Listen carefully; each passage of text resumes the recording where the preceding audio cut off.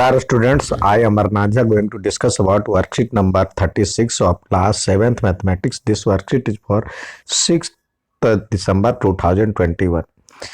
In given figure practical geometry में ये जो आकृति दी गई है, फिगर दिया गया है, तो उसमें पूछ रहा है line this and this are parallel. तो यहाँ पे देखे ये एल और ये इसका नाम यहाँ पे एम दिया हुआ है, तो ये और ये पैरेलल भी, ये भी पैरेलल है। तो यहाँ पे आप लिख सकते हैं लाइन दो को देना है तो एल और एम।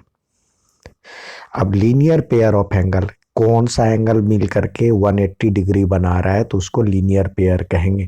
आप देखें स्ट्रेट एंगल बना रहा है तो ये लीनियर पेयर हो गया।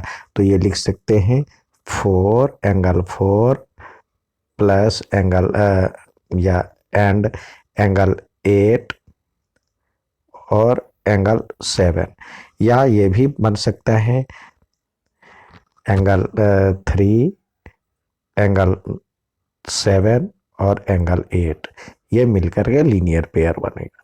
नेक्स्ट देख, यहाँ पे आपसे पूछा जा रहा है line this and this are intersecting line. Intersecting line क्या है? इसका नाम एल है और इसका नाम टी एन है और टी है। तो यहाँ पे लिखे एन और ये T. Angle this and this are vertically opposite angle. Vertically opposite angle इस तरह से बनता है। तो ये एंगल 4 और एंगल 3, यहाँ पे एंगल 4 और एंगल 3, या 3 और 4 दे सकते हैं। अब कह रहा है pair of alternate interior angle. Alternate interior angle किसको कहते हैं? अब जैसे ये बना और एक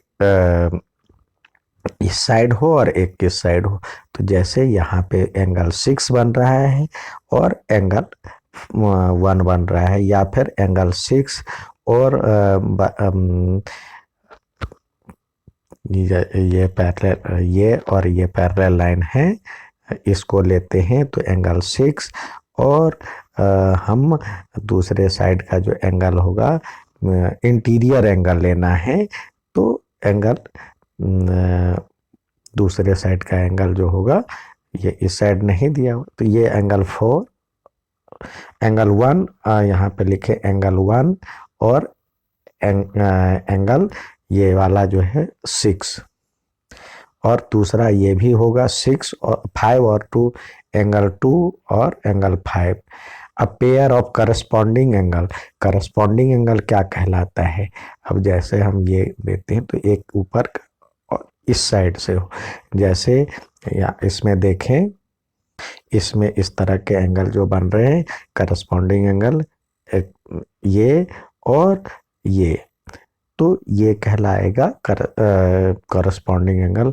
ये जब ये और ये पैरेलल लाइन है तो एक ऊपर के एक नीचे के, या फिर एंगल 8 और एंगल 2, ये कहलाएगा करस्पॉन्डिंग एंगल। तो यहाँ पे लिखें एंगल 2 एंड एंगल 8, और इधर से लिखें ये हो जाएगा इसके लिए 6 और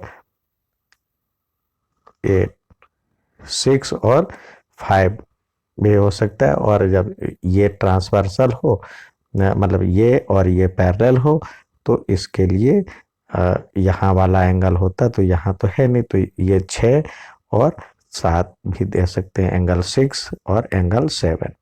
नेक्स्ट कहता है यहाँ पे आप construct of a line of parallel.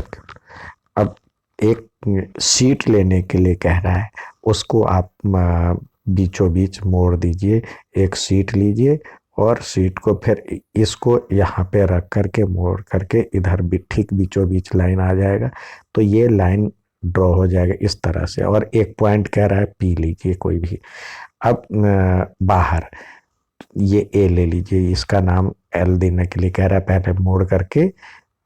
अब यहाँ से ठीक परपेंडिकुलर देना है, यानी इसको पूरी तरह से बीचों बीच लेकर के परपेंडिकुलर बाइसेक्टर के रूप में इसको 90 डिग्री बनाते हुए यहाँ पे आपको लाइन एक खींचनी है, जिसका नाम ये ए है और यहाँ पे कह रहा है एन देने के लिए। फिर यहाँ पे कह रहा है एक परपेंडिकुलर और ड्रॉ करो पेपर फोल्डिंग से, इस तरह से। तो यहाँ पे इसको नाम देने के लिए एम कह रहा है। अब आपसे कह रहा है जो एफ और जेड शेप जब बनता है तो कौन सा एंगल बनता है। देखिए एफ इस तरह से बनता है तो यहाँ पे जो बना इस तरह का एंगल बना, तो ये और ये यदि एंगल बनता है तो एक ही ओर के interior angle of same side का जो ये 90 है, ये भी 90 है। तो interior angle of same side जो होता है 90 होता है। यहाँ पे लिखें interior angle of same side कितना होता है, 180 होता है। और जेड जब बनता है, जब जेड बनता है तो ये कौन सा एंगल कहलाता है, इसको कहते हैं अल्टरनेट इंटीरियर एंगल।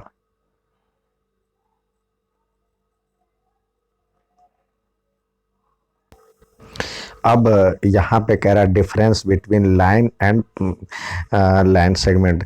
अब लाइन देखिए, इसको दोनों तरफ खींचा जाएगा तो ये लाइन बनता है अनलिमिटेड रूप से, दोनों तरफ एंडलेस होता है, दोनों एंडलेस होता है, एंडलेस। और जो ये होता है लाइन होता है उस वो दोनों साइड फिक्स होता है, दोनों साइड एंड होता है, बोथ मतलब दोनों साइड एंड होता है। अब इसमें कह रहा है draw a line, name it at T, now draw a line segment offset. अब देखिए कह रहा है एक तो आपको लाइन ड्रॉ करना है, दूसरा केपी लाइन ड्रॉ करना है 6 सेंटीमीटर का, एक के ले लीजिए और यहाँ से आप